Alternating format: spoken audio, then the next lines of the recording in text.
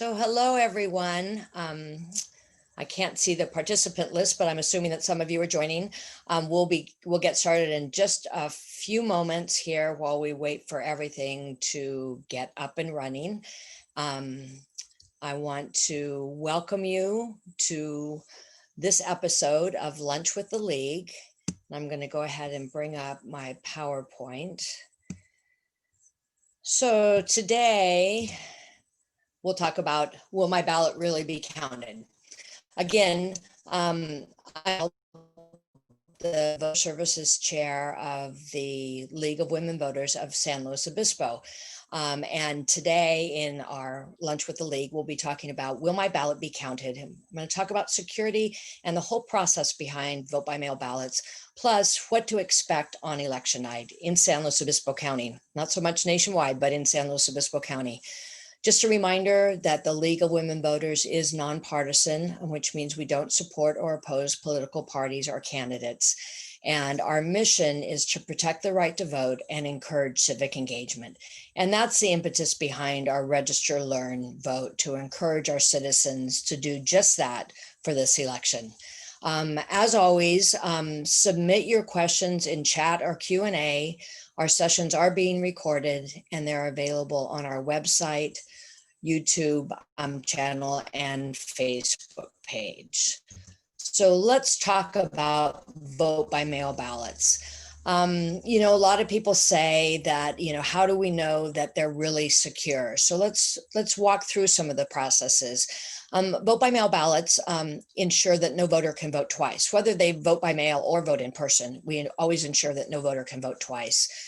And with vote by mail ballots, every ballot is assigned an identification number, and the voter can be issued multiple ballots. Let's say they say, I never received my first one, another one would be issued, but that first one then gets suspended. So they can be issued multiple ballots, but only one will be counted. Is it really the voter?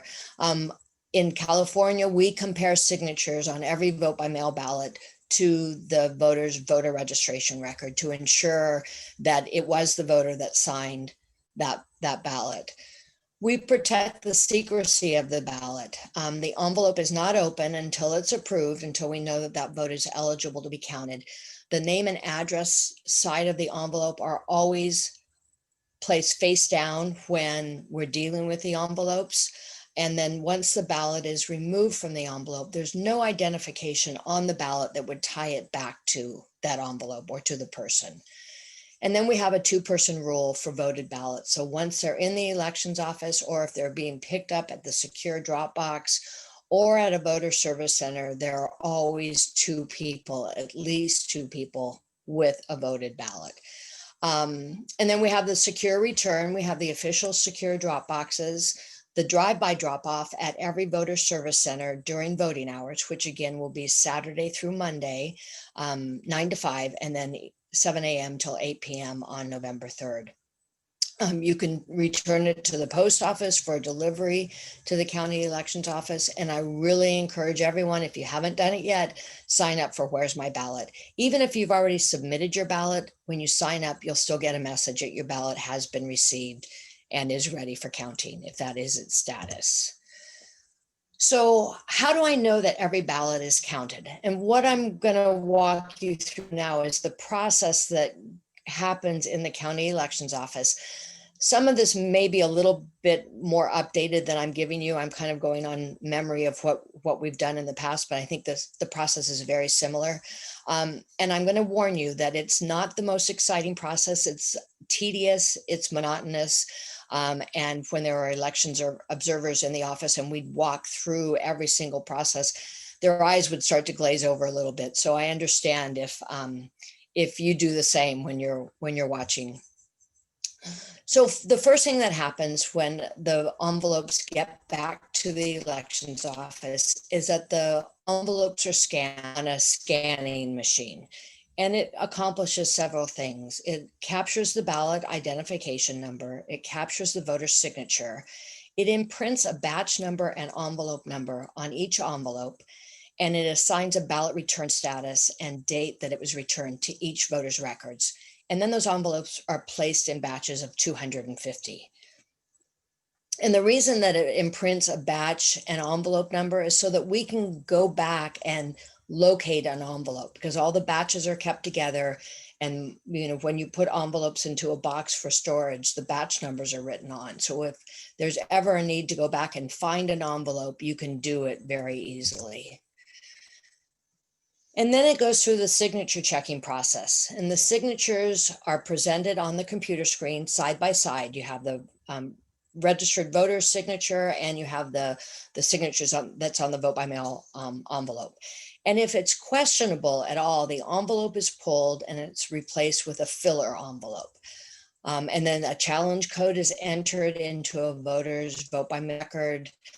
And then after the batch is completed, the batch of 250, a report is run that lists all the challenge ballots, and you make sure that you have all those challenge ballots with you to go for double check. The good envelopes are bundled into 50s, and then again, the challenged envelopes are bundled together with the report for that second check. So every signature that's checked, either it's approved the first time, or if it's questioned, then it goes for a second check to a higher level. Usually a supervisor in the elections office would do that second check. So we see now that all the ballots are rubber banded together in bundles of 50. And then the open is really quite simple. And I have to say, when I first started in the elections department, and probably 10 years into my term, we were still opening ballots by hand with envelope openers. And I can tell you that was a really tedious process. But this envelope opener, it slices the envelope open, and then it kind of pops it open so you can just very easily extract the ballot. The operator removes the ballots, and then after 50, they're going to bundle the ballots and the envelopes together. So there's there's a stack of envelopes and there's a stack of ballots that go with that. Then we get to the ballot processing board, and you'll understand the importance of the 50. So each member of the board would receive a bundle of ballots and envelopes, and they're going to count those ballots. And if it equals 50, then they proceed with unfolding the ballots. But if it doesn't equal 50, then they have to find the discrepancy. It could be that maybe there were only 49 ballots in that batch, so they would count the envelopes to determine that. Maybe a ballot didn't get removed from an envelope. So that's the way that we make sure that you've got one ballot, you've got one envelope, and those are both 50. That's the process before we start with that. And then as they're unfolding, they're going to look for tears or timing marks that are missing, which would indicate that ballot is not going to be read by the scanner. And if that happened, then they would receive a filler ballot. So at the end of processing each batch, there's 50 ballots returned to the supervisor. There's the envelopes that are returned and the unfolded, flattened ballots in 50s. And then every time there's the opening board or the ballot processing board is working, that the work of that board is balanced. The number of ballots that have been checked out, the number that are returned, and you make sure that what got checked out and the fillers equals what's being returned for counting. So that's a really important step to control what's coming out and what's going back in for counting. And then the ballots are ready for counting in batches of 50. So on the counting board, again, the ballots are checked out and issued to the people that are working the scanners. They check after each batch that 50 ballots have been recorded, have been scanned. If a ballot cannot be read, then it's replaced with a filler, and that ballot is set aside for duplication. And again, all the numbers are balanced. How many got checked out, how many got counted, and how many are set aside for duplication. And then there's a couple of other boards that have one we call an adjudication board, which is a board that deals with issues where the system couldn't read the vote. Either it was the voter used a really light pencil to just barely mark in the voting space, or maybe the voter voted yes and no on a ballot, and the machine can't determine what the voter's intent was. They just read that as an overvote. So two people are going to look at these ballots, and they look at them on a screen, and then they decide between themselves, or if they can't agree, then it goes to another person for adjudication to either correct the vote or leave the vote as is. For instance, if they the marks were really light on the ballot, they would, if all the votes were marked that way, then they might decide that they should count all those votes. They should, say, yes, this is what they wanted in all of these contests. But let's say that all of the ovals are marked in really well and only one is left like that, then the determination would probably be that I can't determine that the voter intended to vote like this because it's not consistent with all of their other marks. If they voted yes and no on a proposition and then very clearly marked one out or put an arrow saying I wanted to vote yes, then it would be obvious what voters' intent was. But if there's no marks like that, it would just be left as an overvote.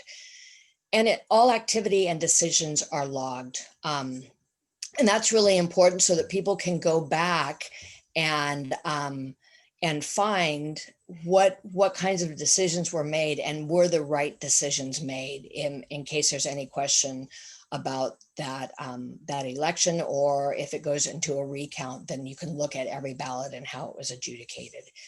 And then the duplication board would be working on ballots that the scanner just could not read. And it's that whole process is tracked by, you have a voided ballot, which was the ballot that the voter voted, and then you have a duplicate ballot, and they each have serial numbers assigned to them so that you can go back and verify that indeed the duplicate ballot is marked exactly the same as the voided ballot. So that's kind of the process that it goes through. And you can see that there's a lot of automation that has come into the process. Really it's, 25 years ago, like I said, we were hand opening envelopes with ballot, with envelope openers. We were pulling voter registration cards to check signatures. There was like hardly any automation that was taking place. And now we've got the scanners that scan the ballots. We've got the opener that makes that process very easy. The counters now are very easy, the signature checking, but it is still a manual process. You have to have the people that are there unfolding the ballots. That's not something that they've been able to automate. So it does, when people say, why does it take so much time to count those vote by mail ballots after the election? That gives you a little bit of an idea of why it takes the time. So let's talk a little bit about what to expect on election night. And I wanted to go back and look at the last two presidential elections.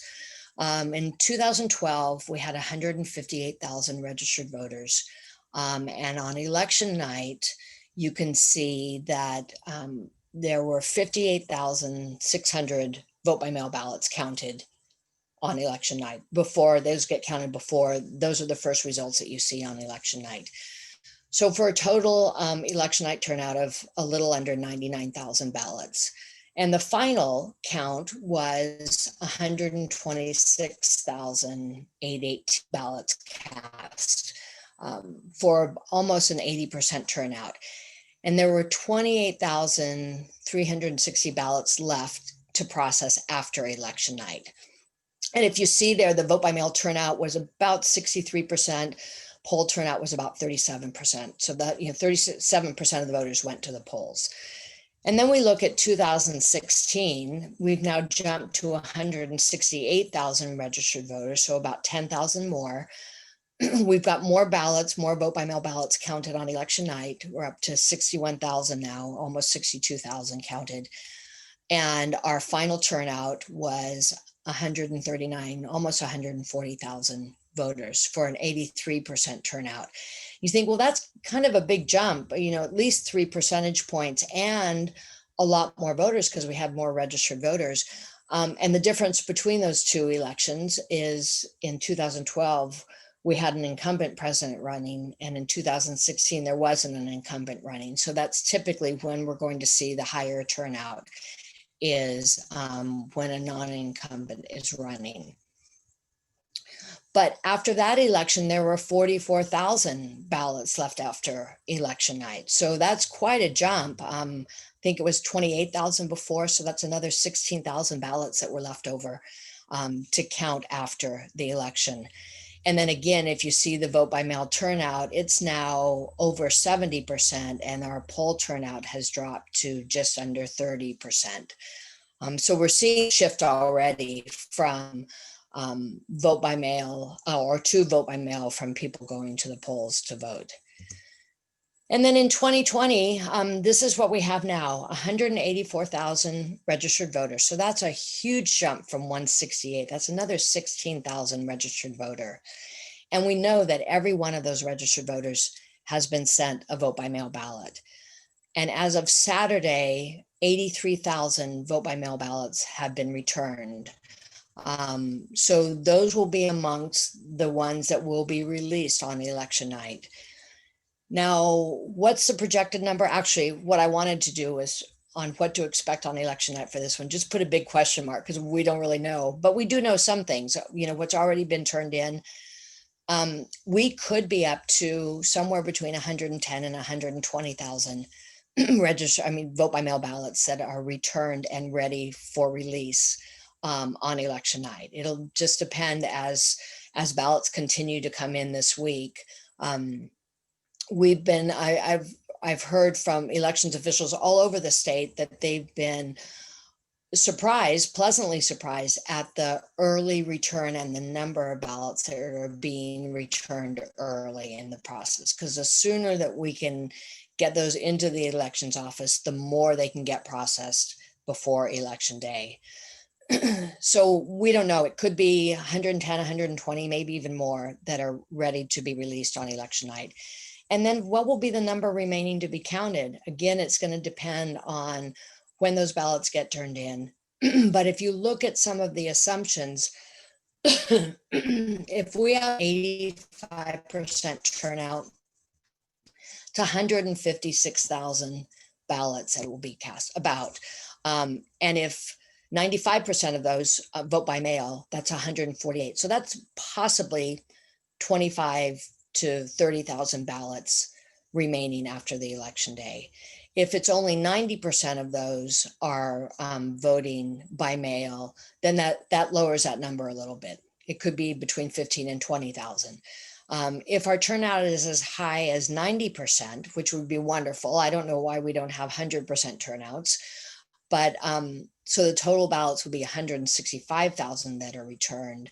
Vote by mail ballots, again, if it's 95% of our voters, would be about 157,000, or if it's closer to 90%, it's going to be about 148. So obviously in that scenario, we're probably going to have more ballots left after the election to process. So what are you going to expect to see on election night? Remember that election night results are always unofficial election night results. What you're going to see first are the vote by mail ballots that were counted prior to election day. And then you're going to see the ballots that have been returned from Saturday, Sunday, and Monday from the voter service centers. Those are being secured and returned to the elections office daily. So they will be prepared and ready to be counted after the polls close on election night. And then you'll start seeing, the live ballot returns from Tuesday, from the actual election day, Tuesday at the voter service centers.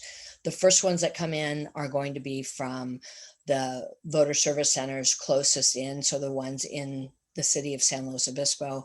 And then the other ones, the ones in North County, have to get to a collection center in North County before they're transported to San Luis. South County, the same thing. And then the three voter service centers at the coast would also return them to a collection center, which then get returned. So those will be the last results that you see are the ballots from all of the remaining voter service centers from Tuesday. So once you see all of those come in, that's going to be done, and you'll see a report that gets posted for final election night results, final unofficial election night results. And then what will be left after that? You'll have the vote by mail ballots that were turned in by Tuesday. So either at the county elections office or at a voter service center. And then you'll have the eligible vote by mail ballots that were received after the election. So those that have a postmark on them by November 3rd and are received by November 17th. You'll have the any vote by mail ballot for San Luis Obispo County that's dropped off in another county will have to be sent to San Luis County so that those can be processed. You'll have the provisional CVR ballots, and that could be quite a few ballots. One thing we need to remember, the CVR stands for conditional voter registration, which allows the voter to register to vote after the close of registration if they didn't register when they moved into San Luis County. And with Cal Poly having students back either living in the dorms on campus or living, the students are living in their, off-campus housing, they may not have re-registered. So we do tend to get a lot of the conditional voter registrations from those voters, and those will have to be, processed through the check like we've talked about before they can be opened. And then there would be any non-processed ballots, which are basically ballots that have to be duplicated before the scanner can read them. Where can you get results? For local contests, go to slowvote.com. They'll be updating their website, every half hour or, as often as ballots come in.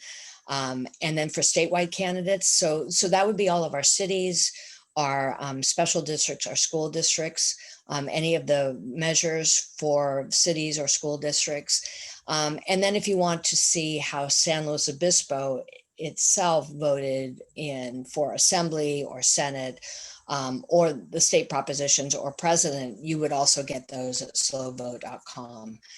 And then for statewide contests, for all of our ballot propositions, for the presidential contest, and for multi-county contests like our assembly, House of Representatives, and state senate, you're going to go to the Secretary of State because they're going to compile the results from the other counties that are in that district with us, Santa Barbara for the assembly and the congressional, and then I think it's Monterey, Santa Cruz, maybe Santa Clara for our state senate seat.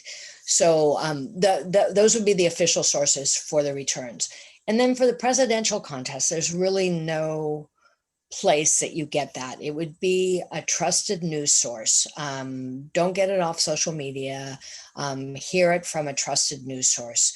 And remember that there will be many ballots that are left to count after the election. And I saw a Washington Post headline that said, what will happen if there are millions of ballots on election night? And the response was, they will count the ballots. That's what elections officials do, is they count the ballots. And we always say, because we'll hear every election, is this election too close to call? The media calls elections. Elections officials certify elections. There's a process that needs to be gone through, and we'll talk in greater detail about that process on our last lunch with the league, which will be the week after the election. But elections officials certify the election, and until that happens, that's when the results are actually final. So join us next week for some last minute tips. Send your questions to voterservice@lwvslo.org. And I really urge you, for official election information, visit slowvote.com or sos.ca.gov. Those are the official, that's where you get official election information, not from social media, not from your friends. Always go to the source if you have a question about elections. And I'm going to stop my share, and I do have one question in Q&A, which I'll bring up right now. Is California one of the states that is pledging to give all of its electoral votes to the national popular vote? I don't believe so. I believe that, but I would have to do some research on that. I believe that in California, it goes that all of our electoral college votes go to the popular vote from California. So it's however, it's the, whoever wins the majority in California is who will get all of our electoral college votes. But if somebody else has other information that they've heard, again, I would urge you to go to the Secretary of State site to ask that question, or to find, I would almost bet that they have a Q&A